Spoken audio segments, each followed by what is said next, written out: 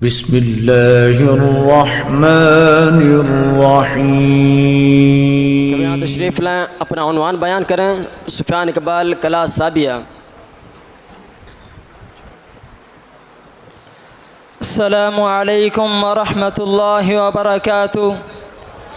نحمده ونصلي على رسوله الكريم، أما بعد، قال الله تبارك وتعالى: وعد الله الذين آمنوا منكم وعملوا الصالحات ليستخلفنهم في الأرض كما استخلف الذين من قبلهم وليمكنن لهم دينهم الذي ارتضى لهم وليبدلنهم من بعد خوفهم أمنا.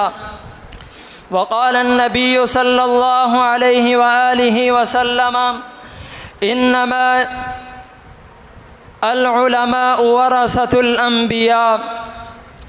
یہ بات عیاں ہے دنیا میں، ہم پھول بھی ہیں تلوار بھی ہیں۔ یہ بات عیاں ہے دنیا میں، ہم پھول بھی ہیں تلوار بھی ہیں۔ یا بزم جہاں مہکا دیں گے یا خون میں نہا کر دم لیں گے۔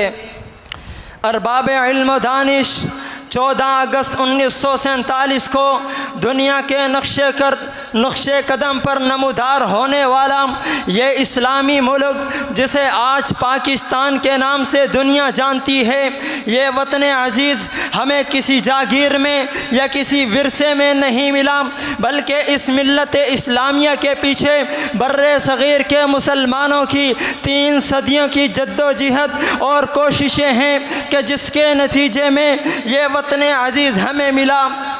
جی ہاں، در حقیقت اس ملت اسلامیہ کی بنیاد تو اس وقت ہی پڑ چکی تھی کہ جب عرب سے نوجوان 18 سالہ محمد بن قاسم حقی الغار لے کر سندھ کو فتح کرتا ہوا ملتان تک کے علاقوں میں حق کا بول بالا کر رہا تھا، کہ جس کے نتیجے میں بر صغیر پر 8 صدیوں تک مسلمان حکمران حکومت کرتے رہے۔ پھر اسلامی ریاست کے آخری حکمران مغل شاہ مغل کی حکومت آئی، جس میں انگریز نے مسلمانوں کو پیوستہ حالت میں دیکھ کر موقع کو غنیمت جانتے ہوئے مسلمانوں کو جسمانی اور روحانی طور پر اپنا غلام بنا لیا، اور علماء اہل حدیث کو جو اس وقت صاحب اقتدار تھے انہیں قید کر کے بر صغیر پر قابض ہو گئے۔ جی ہاں، پھر ان علماء کرام نے سن 1906 میں قائدین کے ساتھ مل کر مسلم لیگ کا قیام بنایا۔ پھر انہیں علماء کرام نے 1919 میں تحریک پاکستان کے لیے ایک اجلاس منعقد کرایا، جس میں انہوں نے مسلمانوں کے لیے اتحاد کا وعدہ کیا۔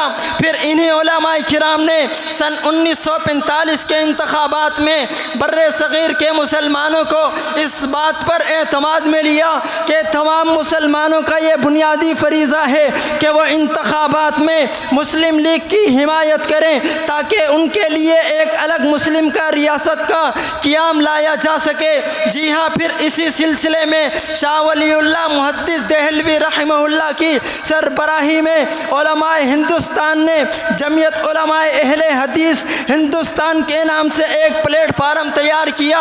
پھر شاہ ولی اللہ اور مولوی فضل الہی کے کہنے پر بہادر شاہ ظفر ہندوستان میں داخل ہوا، اور انگریز سامراج کو ہمیشہ کے لیے ملیا میٹ کر کے رکھ دیا۔ قرآن جس کی عملی تفسیر کچھ یوں بیان کرتا ہے: وَقُلْ جَاءَ الْحَقُّ وَزَهَقَ الْبَاطِلُ إِنَّ الْبَاطِلَ كَانَ زَهُوقًا۔ جب حق آتا ہے تو کفر ہمیشہ کے لیے مٹ جاتا ہے، مگر افسوس ست افسوس کہ آج یہ ہمارے حکمران مملکت پاکستان کو اپنی جاگیر تصور کرتے ہیں اور کہتے ہیں کہ تحریک پاکستان میں علماء اہل حدیث نے کیا کردار ادا کیا ہے۔ پاکستان کو تو حکمرانوں اور سیاست دانوں نے آزاد کرایا ہے، لہٰذا اس پر حکومت بھی ہم ہی کریں گے۔ ارے دنیا والوں، آؤ میں تمہیں بتاتا ہوں تحریک پاکستان میں علماء اہل حدیث نے کیا کردار ادا کیا ہے، ذرا غور کرتے جانا۔ سن 1919 میں تحریک پاکستان کی خاطر پہلا اجلاس منعقد کرانے والے مولانا ثناء اللہ امرتسری رحمہ اللہ اہل الحدیث تھے۔ سن 1921 میں تحریک پاکستان کی خاطر دوسرا اجلاس منعقد کرانے والے شیخ شرف الدین رحمہ اللہ اہل الحدیث تھے۔ سن 1923 میں تحریک پاکستان کی خاطر تیسرا اجلاس منعقد کرانے والے مولانا محمود غزنوی رحمہ اللہ اہل الحدیث تھے۔ سن 1925 میں تحریک پاکستان کی خاطر اجلاس منعقد کرانے والے مولانا فضل الہی رحمہ اللہ اہل الحدیث تھے۔ سن 1939 میں پاکستان کی تحریک کے لیے 5واں اجلاس منعقد کرانے والے شاہ اسماعیل شہید رحمہ اللہ وہ بھی اہل الحدیث تھے۔ پھر انہیں علماء کرام نے سن 1945 کے انتخابات میں مسلم لیگ کی کمان بھی سنبھالی۔ جی ہاں، پاکستان کی تحریک اور مولانا محمد علی جوہر رحمہ اللہ کا وہ تاریخ ساز جملہ کہ ہندوستان سے انگریز کو بھگانے میں جو کردار علماء اہل الحدیث نے ادا کیا ہے وہ تاریخ کا ایک سنہرا باب ہے۔ رب کعبہ کی قسم ہے، دہلی سے لے کر پشاور تک کوئی بھی درخت ایسا نہ تھا کہ جس پر تحریک پاکستان کی خاطر علماء اہل حدیث کی لاشیں نہ لٹکائی گئی ہوں۔ یہیں تک بس نہیں بلکہ امرتسر کے اندر تحریک پاکستان کی خاطر علماء اہل حدیث کو خنزیر کی کھالوں میں ڈال کر زندہ جلایا گیا۔ یہیں تک بس نہیں کہ بالا کوٹ اور ہریانہ کے مقام پر تحریک پاکستان کی خاطر علماء اہل حدیث کے خون سے ندیاں بہائی گئی۔ پھر یہیں تک بس نہیں کہ بلکہ لاہور کی شاہی مسجد میں پھانسی کا ایک پھندا تیار کیا گیا تھا کہ جس پر علماء کرام کو پھانسی پر لٹکایا جاتا تھا۔ اس لیے علماء جاتے جاتے ایک پیغام تمہارے لیے اور میرے لیے دے گئے ہیں کہ وطن عزیز کو جب ضرورت پڑی تو خون ہم نے دیا، چمن میں جب بہار آئی تو کہتے ہیں تیرا کردار نہیں، وما علینا الا البلاغ المبین۔